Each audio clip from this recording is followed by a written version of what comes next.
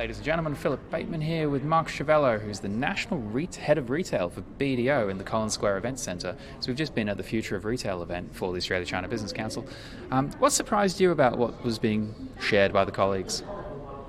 No real surprises from my perspective. I think there was an acknowledgement that you can't just play in the physical space. There needs to be an understanding that consumers now don't think of channels. They pick the most appropriate touch point and shift between them. So for retailers such as Alibaba, they've recognised that and obviously now playing in the physical space. So I think for retailers to win going forward, they need an omni-channel experience. Absolutely. I guess we've probably been talking about omni-channel for a long time. So when we talk about your presentation, you started off by saying, is it an apocalypse? You went, no, it's not an apocalypse, it's channel convergence, again, omni-channel. What's been the evolution of behaviour and expectations of consumers in your perspective? Yeah, I think consumers now have a breadth of information that they can access and readily access, not only in their own home or their own environment, but also globally.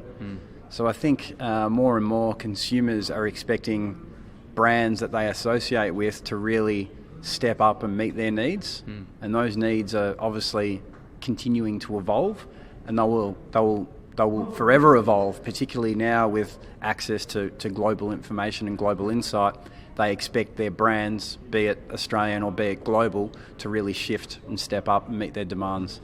And I'd suggest that Chinese expectations of companies are much higher from a customer service perspective than Australians' perspective or expectations of Australian companies. Though having said that, as you said the word globalization has opened up the ability to interact with anybody from anywhere in the world. How does meeting that level of heightened customer service run up against labour costs and the ability to service that customer base in Australia? Yeah. So for me, it's all around getting that right blend between customer experience levels and shareholder return. You can't knock the customer experience out of the park at a astronomical cost if the return's not there for the shareholder. So for me, it really comes back to that know your customer piece that we discussed, really understanding your customer, irrespective of the culture they operate in.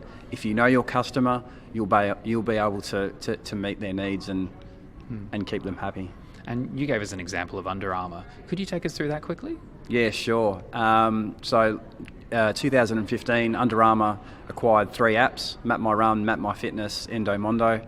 And obviously the purpose behind that was really to get data around athletes. $700 million as an expenditure. I don't know US. what the shareholders thought about that, but look, I think maybe it was private. No. Yeah, maybe, but I think Kevin Plank, the CEO, had a strong vision. He took his investor cohort on the journey, and they were obviously bought into what he was doing, and I think that's now reaping rewards. The growth that business has experienced in the last 10 plus years has been astronomical.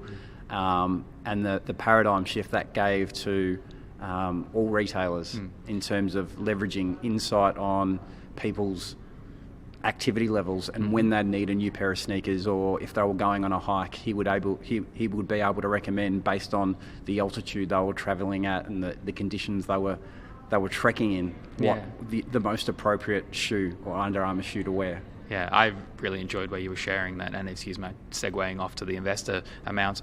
You were sharing that you were doing this run consistently every day, say 3 times a week, and that at the end of the run, he's going to know when you need a new pair of runners.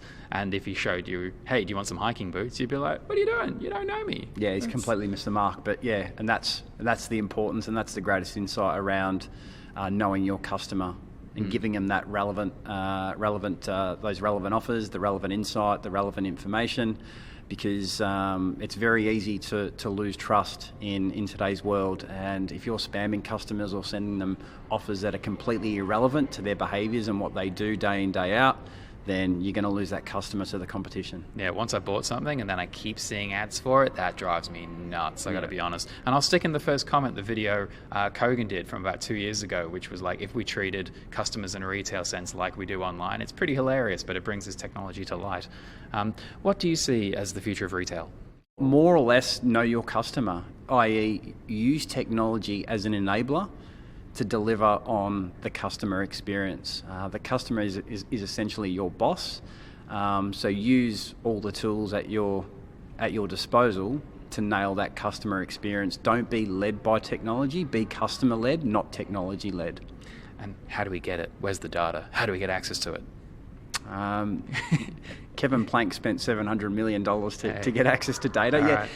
All It is challenging. There'll be, and there's no one size fits all solution. Customers across apparel, across electronics, they have different needs. So understanding the right data and content strategy that's going to allow you to capture what you need to deliver on that customer promise. There's no one size fits all, so it's really understanding what fits best for you. And for you personally, when does it get too freaky? What are you happy to hand over, and when, how do you know when you're being stalked, and when is it convenient? Yeah, it's a really interesting question. For me, I think it comes back to brand trust. I know we're talking about Under Armour, but Under Armour is a brand I trust because what the value they're serving to me in terms of being able to monitor my health, being able to monitor my activity on a daily basis, I'm getting value from what they're providing me. So I'm happy to give them my data if they're giving me value in return. So for me, I'm not going to hand over my details to anyone on the street. So it's really, one, establishing your brand and having a trusted brand in the market, and two, demonstrating to me that if I give you my details, you'll give me value in return. Sounds like respect. I mean, I guarantee if Mario's, the coffee store on Brunswick Street, which I've been drinking every day for about 12 years, turned up in a week and a half and said, hey, we know you're nearly out of coffee, I'd be wrapped. I'd be really, really happy. Though that's because they've got my trust. So I'd suggest maybe for retailers out there to go through 1 or 2 interactions with people, tag that they are turning back up because they like the product, and then engage a bit more heavily and essentially trying to get ahead of them and support them with what they need, or even, hey, ask them. I've been having a great time creating sign-up gateways when we offer something of value. People download it and then profiling the customer. And everybody goes, make the gateway as small as possible. Just get their first name and email. Just get it.